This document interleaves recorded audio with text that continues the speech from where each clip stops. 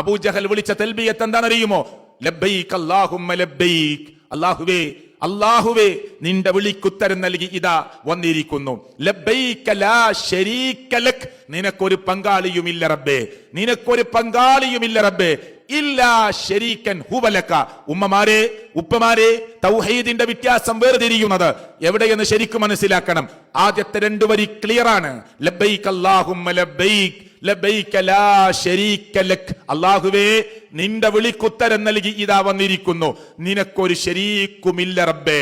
ഇനി അടുത്ത രണ്ടു വരി അപകടമാണ്, അതീവ ഗുരുതരമാണ്. ഇന്നും പറയുന്നതാണ്, അന്നും കേട്ടതാണ്, പിന്നീടും കേട്ടതാണ്. ഖുർആൻ അതിനെ എതിർത്തതാണ്. ഇന്നും പാവപ്പെട്ട മുസ്ലിം ഉമ്മത്ത് പറഞ്ഞുകൊണ്ടിരിക്കുന്നതാണ്. ഇല്ലാ ശരീക്കൻ ഹുവ ലക.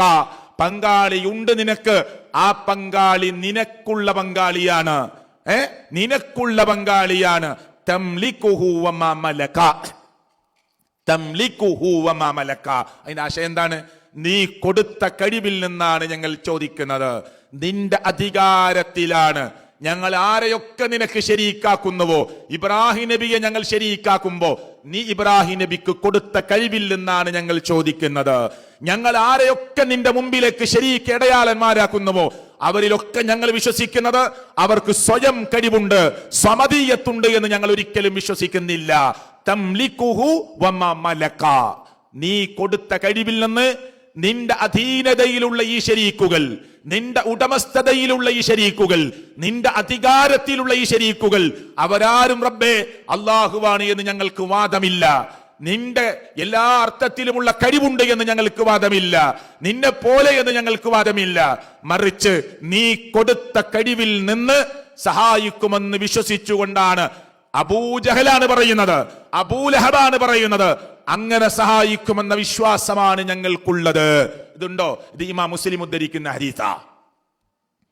ഖുർആൻ കഴിഞ്ഞാൽ ഏറ്റവും സഹീഹായ ഹദീസിന്റെ ഗ്രന്ഥങ്ങൾ ഒന്ന് ബുഖാരിയും ഒന്ന് മുസ്ലിമുമാണ്. ആ മുസ്ലിം, ഇമാം മുസ്ലിം റഹ്മത്തുള്ളാഹി അലൈഹിയാണ് ഈ തൽബിയത്ത് ഉദ്ധരിച്ചിട്ടുള്ളത്. വ്യത്യാസം ഒന്ന് എന്താണ്? ലോകത്തിന്റെ രക്ഷിതാവായ റബ്ബിനോട് അവർ പ്രാർത്ഥിച്ചിട്ടുണ്ട്. ഉംറ ഹജ്ജ് കർമ്മം പോലെ അവർ കർമ്മങ്ങൾക്ക് വേണ്ടി വന്നിട്ടുണ്ട്. അള്ളാഹുവിനോട് അവർ നേർച്ച വഴിപാടുകൾ നടത്തിയിട്ടുണ്ട്. ആര്? അബൂജഹൽ അടക്കമുള്ളവർ. മക്കയിലെ മുശ്രിക്കുകൾ അള്ളാന്റെ പേരിൽ നേർച്ച ചെയ്തിട്ടുണ്ട്, വഴിപാടുകളും അർച്ചനകളും നടത്തിയിട്ടുണ്ട്. ഹജ്ജ് എന്ന കർമ്മം പോലെയുള്ള കർമ്മങ്ങൾക്ക് അവർ വന്നിട്ടുണ്ട്. തെൽബിയത്ത് തുറക്കെ വിളിച്ചു പറഞ്ഞിട്ടുണ്ട്. അള്ളാനെ മാത്രം ആരാധിക്കുന്ന കഅബാലയത്തിന്റെ മുറ്റത്തേക്ക്, മതാഫിലേക്ക് അവർ കയറി വന്നിട്ടുണ്ട്. ലോകത്തിന്റെ രക്ഷിതാവായ റബ്ബിനോട് കരഞ്ഞു പ്രാർത്ഥിച്ചിട്ടുണ്ട്. പിന്നെങ്ങനെ മുശ്രിക്കായത്? പിന്നെങ്ങനെ അബൂജഹൽ ഇസ്ലാമിന്റെ ശത്രുവായത്? പിന്നെങ്ങനെ അബൂലഹബ് അല്ല ശപിച്ച ഒരു വ്യക്തിത്വമായി മാറിയത്? അവിടെയാണ് മർമ്മം കിടക്കുന്നത്. ഇസ്ലാമിന്റെ മർമ്മം അവിടെയാണ് കിടക്കുന്നത്. അല്ലാഹു തആല പരിശുദ്ധ ഖുർആനിൽ ഇവരുടെ 3 ന്യായങ്ങളെ പറഞ്ഞു തന്നിട്ടുണ്ട്. പലപ്പോഴായി നിങ്ങൾ കേട്ടതാണ്, ഞാൻ വിശദീകരിക്കുന്നില്ല. അല്ലാഹു തആല പരിശുദ്ധ ഖുർആനിൽ സൂറത്ത് സുമറിൽ അല്ലാഹു പറഞ്ഞു, മാ നഅബുദുഹും ഇല്ലാ ലിയുഖർരിബുനാ ഇലല്ലാഹി സുൽഫാ. ഇസ്ലാമിന്റെ ജീവനാകുന്ന തൗഹീദിൽ നിന്ന് പാവപ്പെട്ട മുസ്ലിം ഉമ്മമാർ, ഉപ്പമാർ, ജേഷ്ഠാനിയന്മാർ, നമ്മുടെ നാട്ടിലെ കൂട്ടുകുടുംബത്തിൽപ്പെട്ടവർ, ബന്ധുമിത്രാദികളിൽപ്പെട്ടവർ തെന്നിപ്പോകുന്ന, പിടച്ചു പോകുന്ന, തെറിച്ചു പോകുന്ന ഒരു വാദമാണ് ഖുർആൻ പറയുന്നത്. മാ നഅബുദുഹും ഇല്ലാ ലിയുഖർരിബുനാ ഇലല്ലാഹി സുൽഫാ. വളച്ചൊടിക്കാതെ പറയാം. മമ്പുറം തങ്ങളുടെ മുന്നിൽ ചെന്ന് നിന്ന്, ജാറത്തിന്റെ മുന്നിൽ ചെന്ന് നിന്ന് കരയുന്ന ഉമ്മ പറയുന്നത്, ഈ മമ്പുറം ഖബറിൽ കിടക്കുന്ന, ജാറത്തിൽ കിടക്കുന്ന ഈ മമ്പുറം ഉപ്പാപ്പ പടച്ചവനാണ് എന്ന് എനിക്ക് വിശ്വാസമില്ല. അള്ളാഹുവാണ് എന്ന് ഞാൻ പറയുന്നില്ല, റബ്ബാണ് എന്ന് പറയുന്നില്ല. നാട്ടിൽ ജീവിച്ചു പോയ ഒരു മുസ്ലിയാരാണ്, പാവപ്പെട്ട ഒരു മനുഷ്യനാണ്, മഹാവ്യക്തിത്വമാണ്. പിന്നെ എന്താ പ്രത്യേകത? നമ്മളെ പോലെയല്ല, അവർ വലിയ ഉയർന്ന ദറജയിലുള്ളവരാണ്, അല്ലാഹ് ഇഷ്ടപ്പെട്ടവരാണ്. നമ്മൾ ദോഷികളാണ്, നമ്മൾ പാപികളാണ്, നമ്മൾ തെറ്റു ചെയ്തവരാണ്, നമ്മൾ അള്ളാഹുവിൽ നിന്ന് അകന്നു നിൽക്കുന്നവരാണ്. ഈ കിടക്കുന്ന ആളോ അള്ളാഹുമായി അടുത്തവരാണ്. അതുകൊണ്ട് എന്റെ പ്രശ്നം ഞാൻ ഇവന്റെ മുമ്പിൽ വെക്കുമ്പോ, ഇവരുടെ മുമ്പിൽ വെക്കുമ്പോ, തങ്ങളുടെ മുമ്പിൽ വെക്കുമ്പോ, ബീവിയുടെ മുമ്പിൽ വെക്കുമ്പോ, ഈ കബറാളിക്ക് മുമ്പിൽ വെക്കുമ്പോ എന്റെ പ്രശ്നം അള്ളാഹുവിലേക്ക് ഇവർ പറയും, നമ്മൾ ഇവരെ ഇടയാളന്മാരാക്കുന്നു, ഞങ്ങൾ ഇവരെ ആരാധിക്കുന്നില്ല. ആര് പറഞ്ഞതല്ല? കേരളത്തിലെ മുസ്ലിങ്ങളായി അറിയപ്പെടുന്നവർ പറഞ്ഞതല്ല, അന്നത്തെ മുശ്രിക്കുകൾ പറഞ്ഞത്. ഖുർആൻ നമ്മളോട് പറയുന്നു, മാ നഅബുദുഹും ഇല്ലാ ലിയുഖർരിബുനാ ഇലല്ലാഹി സുൽഫാ. അല്ലാഹുവിലേക്ക് ഒരു അടുപ്പം അടുപ്പിക്കുന്നതിന് വേണ്ടിയല്ലാതെ ഞങ്ങൾ ഇവരെ ആരാധിക്കുന്നില്ല.